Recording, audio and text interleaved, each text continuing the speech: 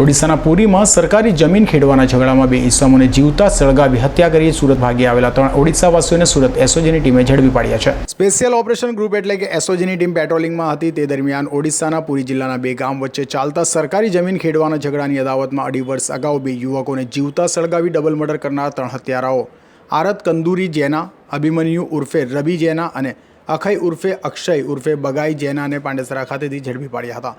પોલીસે તેઓની પૂછપરછ કરતા આરોપીઓએ કબૂલાત કરી હતી કે તેઓના ગામ ચાપમાનિક તથા બાજુના ગામ શાહજહાનપુર વચ્ચે 40 એકર જેટલી સરકારી જમીન આવેલી છે, જે જમીન સરકારે 20 વર્ષ પહેલાં બંને ગામના લોકોને સરખે ભાગે ખેડવા આપી હતી।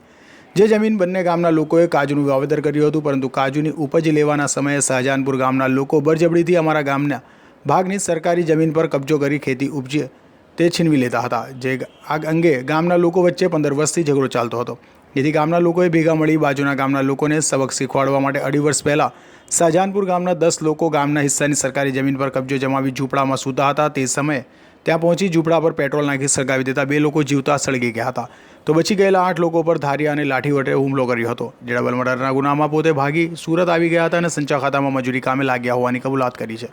હાલ તો એસઓજીની ટીમે આરોપીઓનો કબજો ઓડિશાની બ્રહ્મપુરી પોલીસને સોંપવાની તજવીજ હાથ ધરી છે। હર્ષદ સેઠા સાથે અઝર કુરેશી।